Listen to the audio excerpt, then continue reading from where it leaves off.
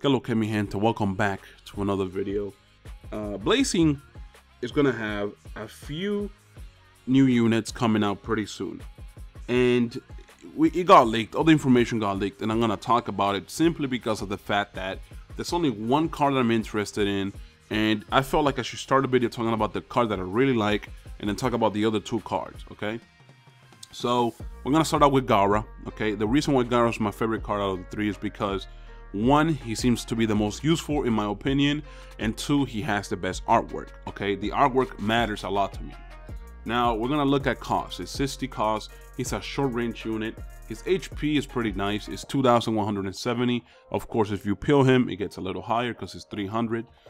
So then the attack, I feel, is on the lower side. Okay, because how Blazing does things is that the less range a unit has, the more attack they'll be given. And it doesn't seem to be the case for this Gaara. In fact, I feel like they decided to just go out of their way to not give him like over 2k attack. You know, if you look at characters like Ino, Rock Lee, they're all short range characters that have a really nice attack.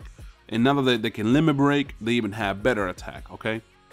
So with that being said, I feel like the attack is on the lower side, but that's besides the point. When I move into the field skill, it's reduced chance of being immobilized by 20 to 25%. The field skill and the body skill, I feel, need a swap. You know what I'm saying? I'm being honest here. The body and field skill need a swap, and I'll tell you guys why, okay, in a moment when I get to it.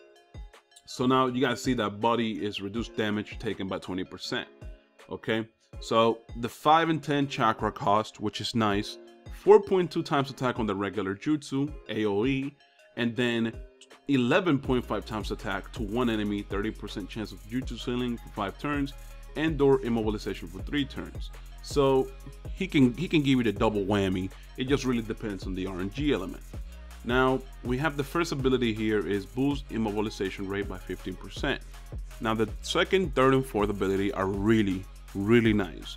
You're looking at an overall 40% damage reduction from hard enemies, which goes into what I was saying, that the field and body skill need to be swapped, because of the fact that if the body skill were to be the field skill, then we're looking at a 60% tank ability, my boy.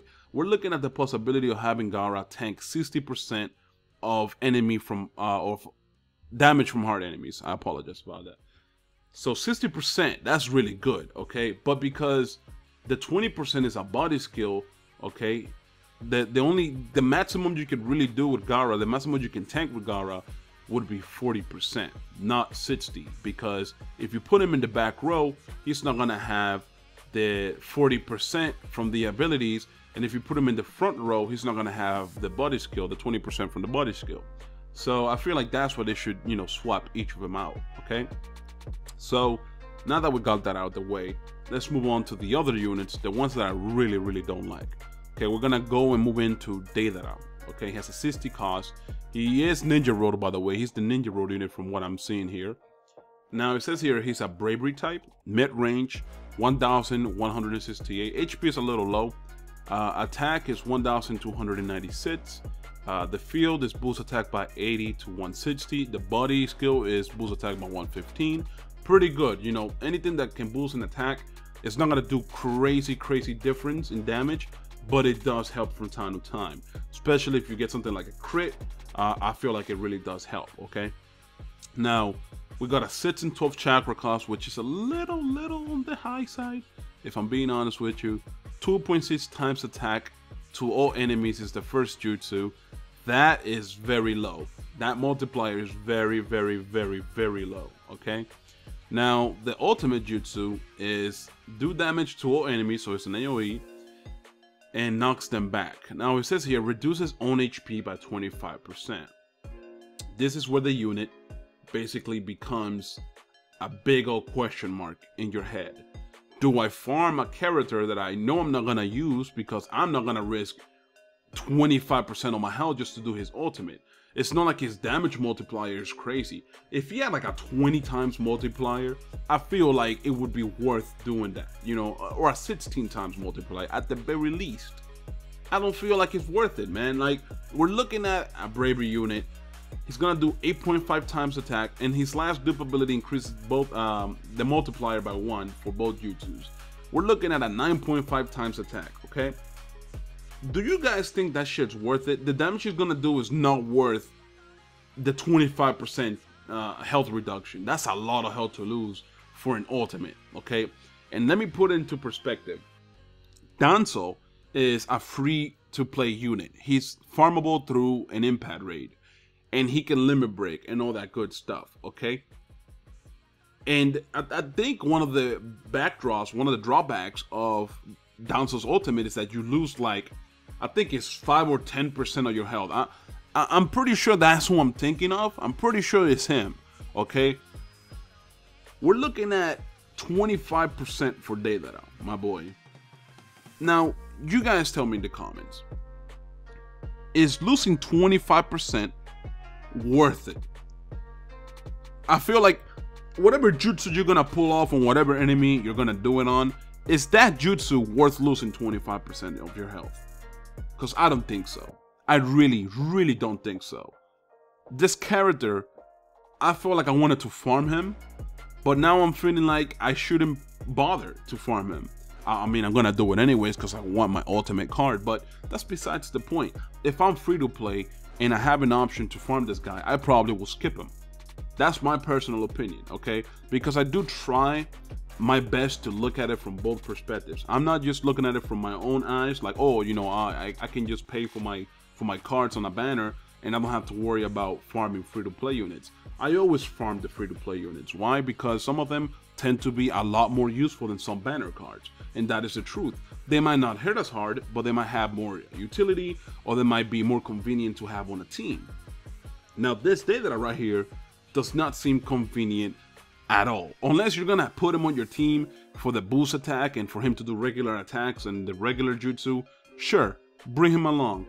If you're gonna do his ultimate, just know you're gonna lose a quarter of your health, which is insane to me. If they gave this specific drawback to, let's say, Seicho 6 patch Naruto or One Tail Naruto, it would make sense because the amount of damage they deal is pretty big, right? So you would see a benefit from losing the 25%. You would have something to show for losing the 25% of your health. But that's not the case here. Anyways, let's move on to the abilities because I'm rambling on too much.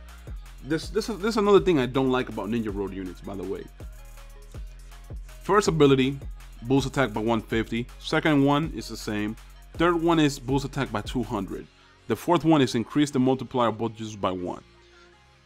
I like the multiplier. I like the multiplier increase, okay? I do not like when they do this thing with formable units on Ninja Road, where they take off the attack from the actual card and then basically put it as abilities. I don't like that. It may seem like, oh my god, those are really good abilities to some of you guys, but in reality, they could have just given them given Deidara that attack instead of making it dupe abilities. It's a gimmick. Is all I'm saying. It's a gimmick. They could have easily made that man a little better. Why not give him an ability, a dupe ability that, let's say, the reduced HP by 25% gets lowered by 10%. You know, why not give him something like that? Because then you would at least be like, okay, you know what? At least I can give him some dupes and risk the chance of losing less HP. Okay? That's all I gotta say for Deidara. He's, in my opinion, not worth the farm, because if you're not gonna do his ultimate and you're only gonna be doing his regular jutsus and regular attacks, I don't think it's worth it, because you can't use him to his full potential. All right, a character you can't use to his full potential, I don't think it's worth farming, especially not the Ninja Road, because Ninja Road is a bitch to farm. Trust me, I should know.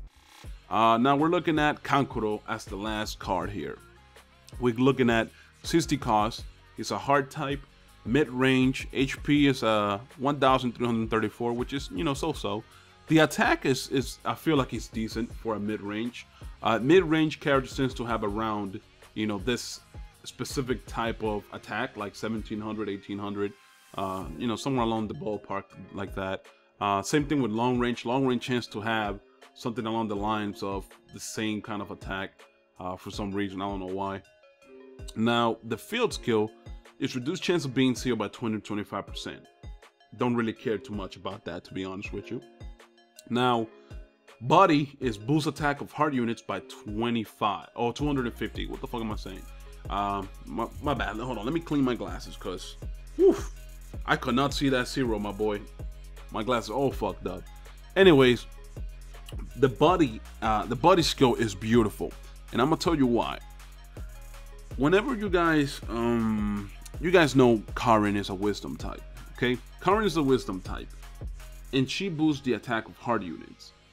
But if you want to do a hard versus hard objective for an impact rate or something for the pearls, you really can't bring Karin for that attack boost. You can't bring her because she's a wisdom type.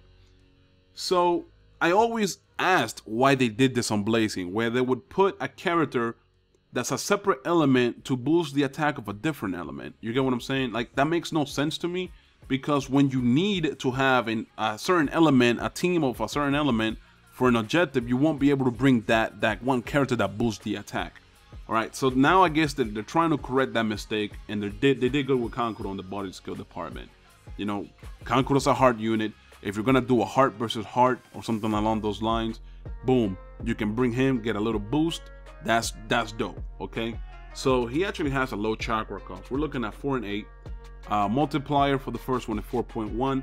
Multiplier for the ultimate is 10.5, which I feel is decent. You know, it's all right. So the first one is a AOE, while the ultimate is a single target. Okay, first one has an 80% chance of slip damage for 4 turns. The ultimate has 100% chance of slip damage for 8 turns, which is a lot. So then we're looking at the first and the second ability, reduced chance of being sealed by 20%. Third ability is prolonged duration of jutsu status ailments for 1 turn. The fifth ability is reduced chance of being sealed by 20%. The last ability is prolonged duration of status ailments by 2 turns.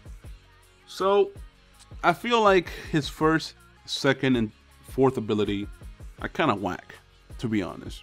They could have given him an attack up. They could have given him something along the lines of, you know, either attack up or, you know, let's say healing, like 100 per turn or something like that. That would have been preferable, but I'm not gonna complain. Okay, he's not that bad of a unit. It's just that they kind of messed up with his dupe abilities, in my opinion. Whenever I see something like reduced chance of whatever for an ability, I just find it to be so useless, and I find it to be a wasted opportunity, in my opinion.